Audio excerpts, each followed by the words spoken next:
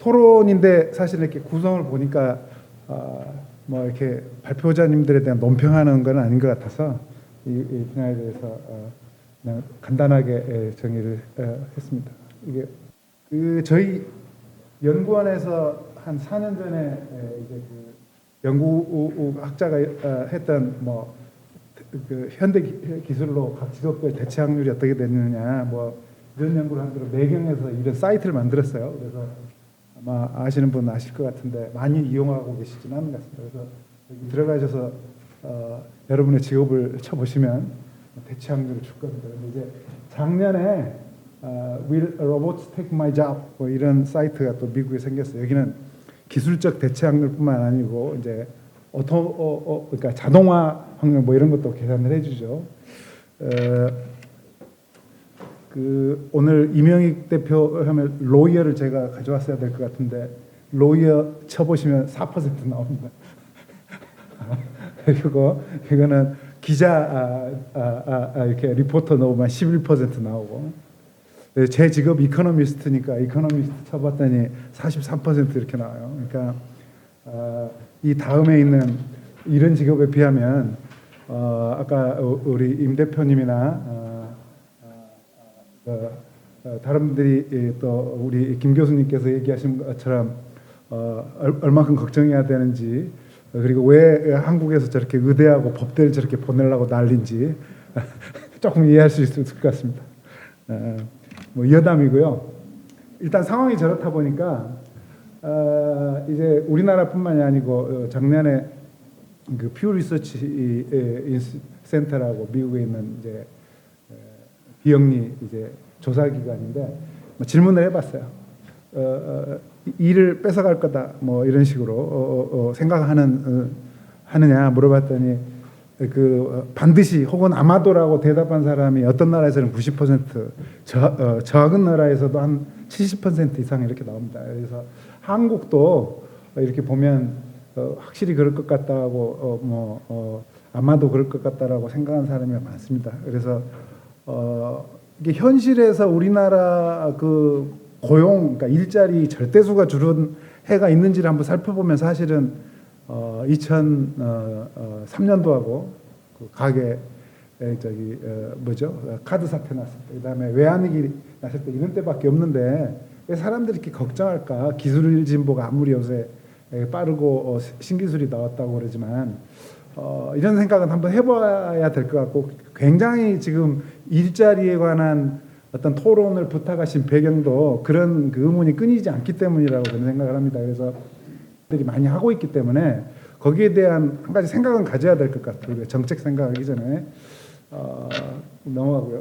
그 정말로 일자리 없어질까 이런 거는 제가 이렇게 횡단 면적이고 시계열적으로 두 가지로 간단히 그래프를 한번 보겠습니다. 하나는 시계열적으로 그래프하고 횡단 면적으로는 이제 OECD 국가들에서 제가 연구해본 결과를 말씀드리겠습니다. 다른 나라는 없으니까 영국하고 미국만 한 150년 이 정도 이제 그 히스토리컬 데이터를 모아가지고 봤어요. 고용률. 여기서 정의한 고용률은 뭐 15세 이상 인구 대비 취업자 수가 아니고 그냥 전체 인구 대비 취업자 수였습니다. 그래서 최근의 기준으로 하면 영국 같으면 한 7천만 명 좀 안 되는 게 인구니까 인구 이때 1%포인트라는 거는 한 67만 명 정도 되는 거예요. 그다음에 미국 같으면 여기서 한 3억이 넘으니까 300만 명 정도 되는 겁니다. 지금 1%포인트. 뭐 옛날에는 1억 명도 안 되고 2천만 명 정도나 됐으니까 뭐 가운데로 쑥 따라가고 지금 반이라고 그래도 여기는 1%포인트가 30만 명이고 평균으로 미국 같으면 150만 명은 되지 않겠어요? 그러면 장기 시기를 이렇게 봤을 때 30%에서 고용률이 이렇게 50% 좀 못 미친 45%까지 증가를 했다. 이 얘기는 15%포인트만 증가했더라도 거기 곱하기 150만 명이면 그만큼 이제 장기적으로 일자리가 늘은 거죠. 그리고 거기에서 가장 큰 설명 요인은 뭐냐면 사실은 여성들이 옛날에는 힘써야 되지만 이렇게 일자리가 있었는데 이렇게 근육질이 아니어도 일할 수 있는 자리가 많이 생겼기 때문에 그만큼 는 겁니다. 이 수천만 개가 는 거죠. 이렇게 두 나라만 보더라도. 그리고 우리나라를 봐도 뭐 지난 20년간 보나 전 2000년대 경제활동 부가조사가 있을 시기만 봐도 2000년부터 2008년까지 한 8년 동안은 일자리 양극화된다고 하는 많은 우려들에 관해서 뭐 그런 게 보여요. 이것도 작동을 안 하네요. 김 교수님 그건 안 해줬을 것 같습니다. 여기가 가운데 일자리가 쭉 꺼져 있죠. 근데 그 다음 8년 동안을 보면 사실은 굉장히 어떤 면에서 보면 바람직한 중간이 도톰해지는 이런 일자리 세계의 변화가 일어났습니다. 이 그림은 1년 단위로 한번 해본 건데 이렇게 요체는 뭐냐면 보고 싶은 것만 보고 싶은 사람은 어디에다가 안경을 들이대느냐에 따라서 무슨 얘기든지 할 수 있어요. 사실은 일자리가 양극화된다고 할 수 있고 그렇지 않다라고 볼 수 있습니다. 이건 우리나라만 해당된 얘기가 아니고 미국 데이터 봐도 그런 연구가 있습니다. 2013년에 이미. 그래서 이게 일자리가 양극화된다 그걸 그냥 고정된 팩터로 생각하지 않아야 되고 어느 시기를 들여다보느냐에 따라 우리는 다른 결론을 얻을 수 있다는 거고요. 제가 OECD의 35개국을 이렇게 금융위기가 있었던 2008년에 있었고 그 영향이 조금 수습된 2010년까지 그 이전 시기하고 그 이후 시기 소위 4차 산업혁명 기술이 퍼지기 시작했다는 그 기간들을 한번 이렇게 비교를 해봤더니 실제 고용률이 그 이전 기간에 비해서 둔화된 나라들은 한 26개국쯤 됩니다. 고용 증가율이.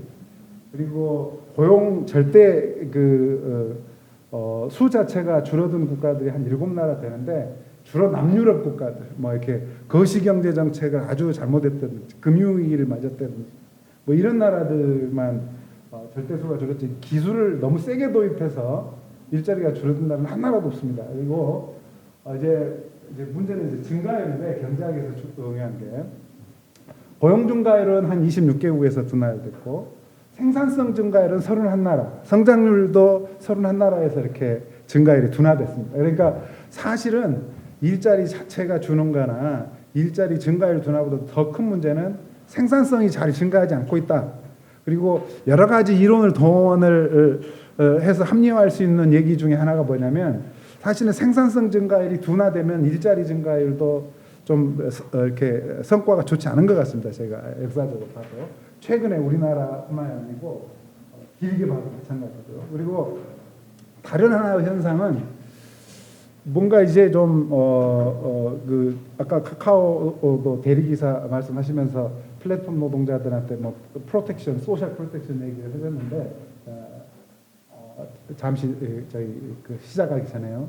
뭐 이런 얘기를 그러니까 기업도 부담 덜려다 보니까 이런 플랫폼 노동이나 한국에서는 뭐 특고라고도 많이 하는데 뭐 이런 종속적 차이 사업자 등록하고 근로자처럼 일하는 사람들이 많이 늘어나서 사회보장제도의 큰 도전으로 되고 있는 게 또 세계 공통적인 현상입니다. 근데 이제 우리가 이게 일자리가 없어지느냐 안 없어지느냐 이런 문제는 이제 간단히 이 정도로 정리해 보면은 없어질 것 같지는 않다 이런 얘기는 좀 확신을 가져야 될 것 같고 그럼 뭐가 문제냐 사실은 제 생각에는 어댑터빌리티가 이렇게 변화 와중에서 떨어지는 게 문제고 증진이 안 되는 게 문제고 여기를 주로 쳐다봐야 되는 거 아닌가 이런 거. 그러니까 현실에 내려가 보면 사실은 구직자 입장에서 보면 아니 내가 뭐 자기 개발 안 하려고 그래서 그런 게 아니고 내 미래의 변화에 맞춰서 나를 능력 개발을 해줄 일자리가 없더라 이런 거예요.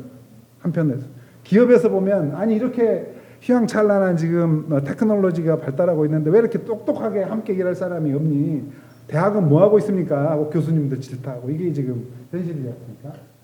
학교로 가보면 우리 김영현 의원님 교육기관에 계시니까 한국 교사는 OECD 국가에서도 보면 에듀케이션 앳 글랜스 보면 한 15년 정도 되면 세계에서 제일 월 연봉이 높습니다.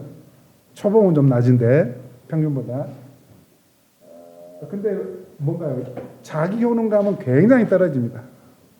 우리나라 국민의 행복감 떨어지죠. 한국 학생은 제가 우리의 고등학교 시험 감독 갖고 놀래는 게 시험 문제를 받기도 전에 엎어지지 않은 사람이 한 100명. 한 5분 안에 한 3분의 1이 이렇게 자더라고요. 그러니까 이 자는 교실 이런 거가 사실은 지금 더 일자리가 없어지느냐 안 없어지느냐보다 더 훨씬 중요한 문제인 것 같습니다. 그리고 사실은 이제 우리가 미래 기술 할 때 그 많은 뭐 드론부터 뭐 AI 많은 얘기를 하지만 현실에서 가장 와닿는 또 예 중에 하나는 자동차일 것 같고 미래 자율주행차일 것 같고 자동차 산업 그러니까 특정 산업 중에서 우리 자동차 산업을 하나 예를 들어보면 지금 자동차만 만드는 회사 주가는 형편없습니다 사실은.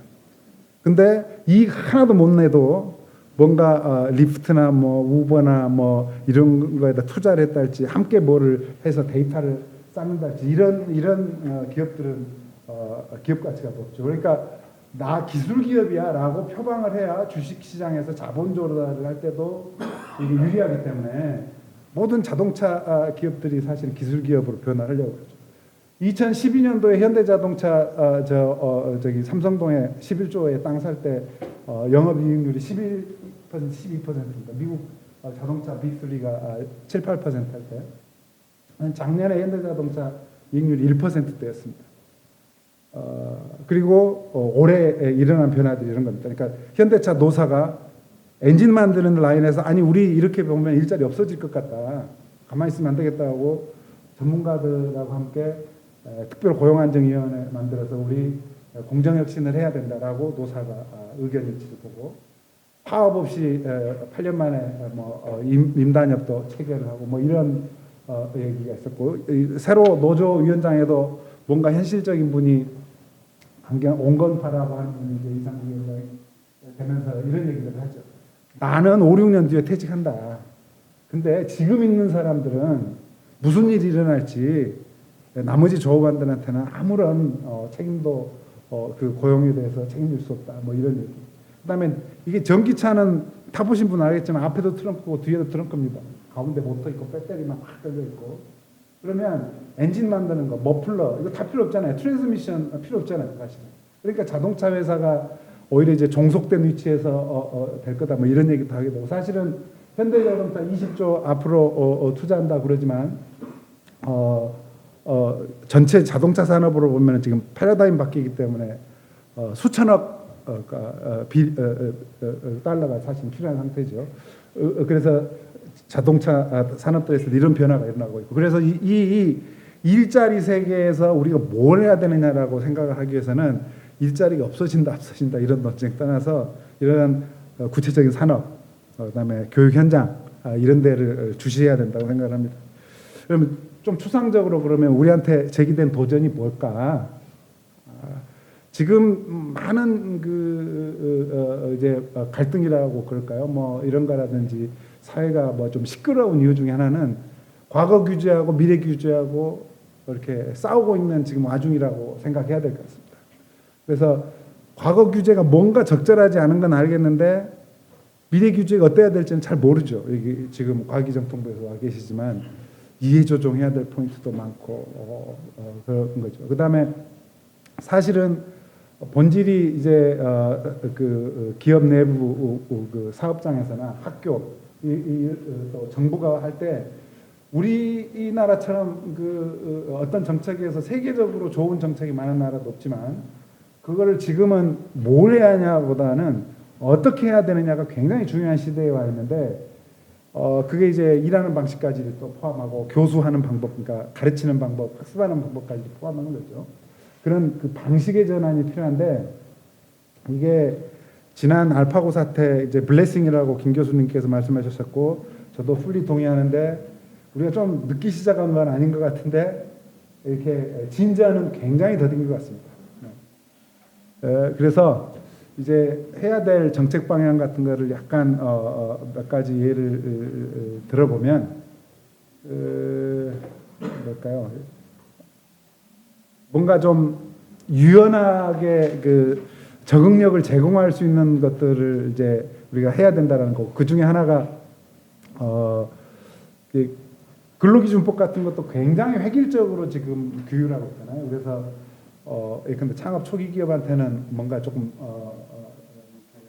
exemption 적용한다든지 고액 연봉자도 그런다든지 뭐 이런 접근이나 근거 규정 같은 것들도 만들 노력을 지금 해야 되는 것 같고 소셜 프로텍션은 사실은 자조조직을 만드는데 이렇게 이니셔티브를 주고 함으로써 대안을 마련해야지 정부가 모든 걸 하려고 해서는 답도 안 나오고 방법도 없을 거다. 뭐 이런 얘기고 플랫폼 노동 같은 것도 사실은 우리는 우리 부서 일이 아니고 노동부 할 일이고 뭐 이렇게 생각하는 경향이 있는데 사실은 경쟁 정책 전문가도 들어가야 되고 조세 전문가도 들어가야 되고 뭐 이런 상황입니다. 그다음에 교육에 관해서는 우리 포용성장 얘기 많이 하는데 무상교육 하면 포용성장인 줄 알고 계시는 분들이 꽤 많은 것 같습니다.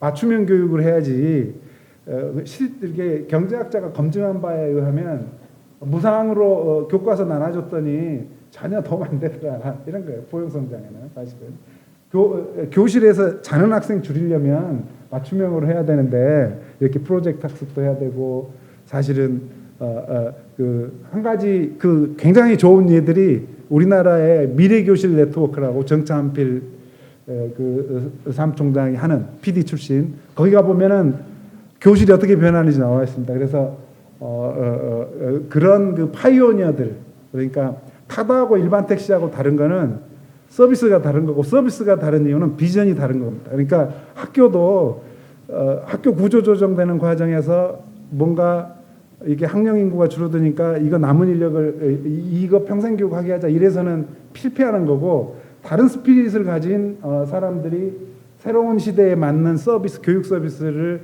담당하도록 해야 하는 거가 요체라고 저는 생각합니다. 뭐 일터 혁신도 우리 스마트 팩토리를 한다고 하는데 스마트 팩토리 2만 개 보급하겠다. 뭐 이런 얘기는 좀 지금 그러니까 스마트한 팩토리 만드는데 도움이 안 되는 것 같아요. 그래서 고령화하고도 관련해서 이미 경험 많은 근로자들이 가지고 있는 암묵지를 형식지로 만드는 그런 작업에 지원을 해야 이게 공장이 스마트해지는 거지 ERP 보급한다고 되는 거 아니고 기계만 모셔놓고 생산성이 안 올라가는 거죠. 그래서 뭐 이 정도가 우리가 정책을 추진하면서 생각해봐야 될 내용인 것 같습니다. 이상입니다. 고맙습니다. 네.